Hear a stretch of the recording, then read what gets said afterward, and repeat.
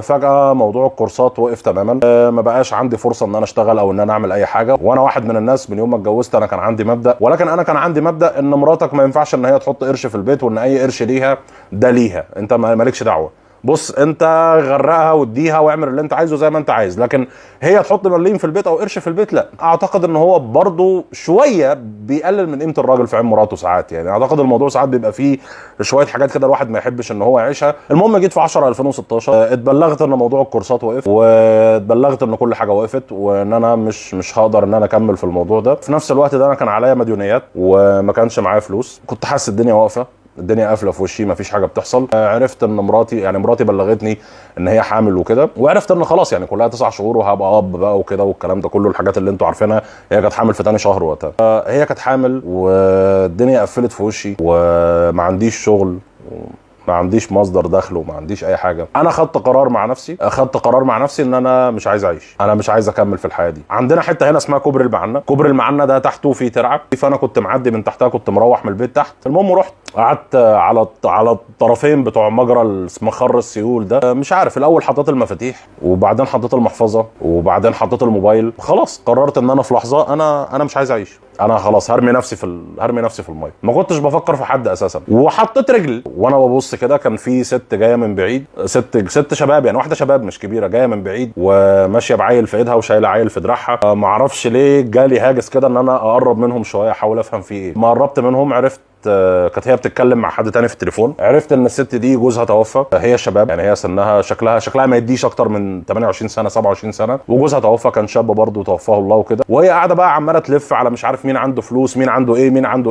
ايه، وكانت بتتكلم في التليفون وبتعيط. لبست الجاكيت تاني، حطيت المفاتيح في جيبي والمحفظه، وتخيلت مشهد واحد بس. تخيلت ان انا مش موجود عشان انا شخص اناني، وانا شخص فكرت في نفسي بس، وانا شخص فكرت في اللي ليا في الدنيا وما فكرتش في حد تاني. لو بعد شهور من النهارده مراتي وقفت نفس الوقفه دي، وهي لابسه نفس اللبس الاسود على جوزها اللي ما كملتش معاه سنتين ثلاثه وسابها وراح انتحر، مين هيصرف؟ مين هيعول؟ مين هيربي البت اللي هتتخلف دي؟ ولا الواد اللي ما كناش عارفين جنس الجنين ساعتها واد ولا بنت؟ العيل ده مين اللي هيربيه؟ مين اللي هيشيل مسؤوليتها جنبه؟ لا انا بصيت لنفسي بصه احتقار. لكن لما جيت عدت حساباتي مره ثانيه، تخيلت مراتي واقفه نفس الوقفه دي، وبنتي مثلا مريضه او ابني مريض او ما اعرفش الدنيا هتعمل فيه ايه. وسبحان الله، يعني انا ربنا رزقني ببنتي. انا بنتي اساسا بتعاني من مشاكل في التخاطب والتواصل ومضطره ان هي تتعالج. انا احيانا بضرب نفسي 100 جزمه، والله العظيم بلا مبالغه، احيانا بضرب نفسي 100 جزمه ان انا في لحظه من اللحظات كنت حاسبها واسلمها للدنيا، بعيد المشاهد تاني بس انا مش موجود. طب مين كان هيراعيها دي؟ ولا مين كان هياخد باله منها؟ ولا امها لوحدها هتعمل ايه؟ ولا انا بعتبر دي اسوأ لحظه في حياتي فعلا. يعني انا عشت لحظات الواحد خسر ابوه وخسر امه، بس دي كانت اسوأ لحظه في حياتي فعلا،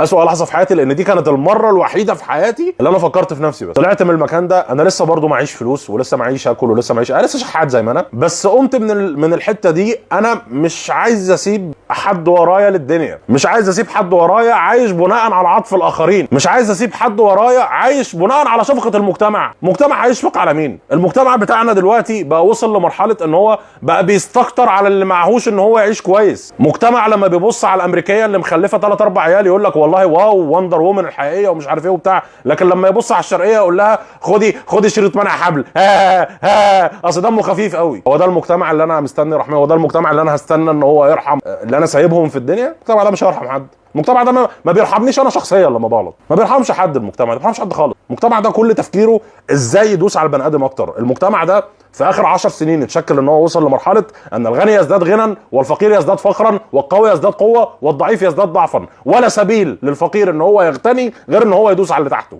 هو ده المجتمع اللي انا هستنى عطفه على بنتي؟ هو ده المجتمع اللي انا هستنى عطفه على مراتي؟ لا.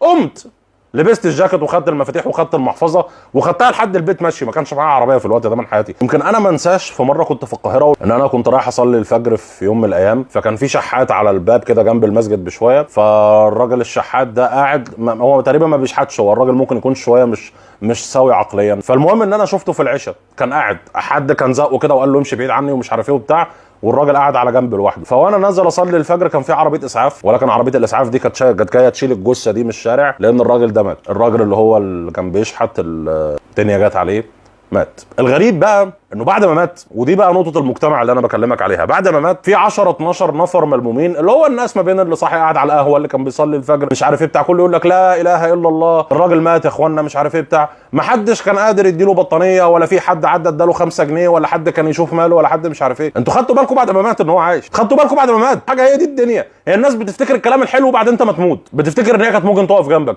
بتفتكر ان هي كان ممكن تساعدك، بتفتكر ان هي كانت تقدر تقدم لك حاجه بعد ما يتخرب بيتك. هم بيفتكروا ان هم يقفوا جنبك بس. كل خطوه وكل حاجه وكل رساله كنت بشوفها كانت بتاكد لي حاجه واحده بس، مفيش حد هيبقى رحيم بيك في الدنيا دي. الرحيم الوحيد بيك في الدنيا دي هو ربنا، وبعد ربنا مفيش غير ابوك وامك بس، غير كده مفيش حد تاني ممكن ان هو يرحمك. الوحيدين اللي ممكن تستنى منهم رحمه في الدنيا هم ابوك وامك.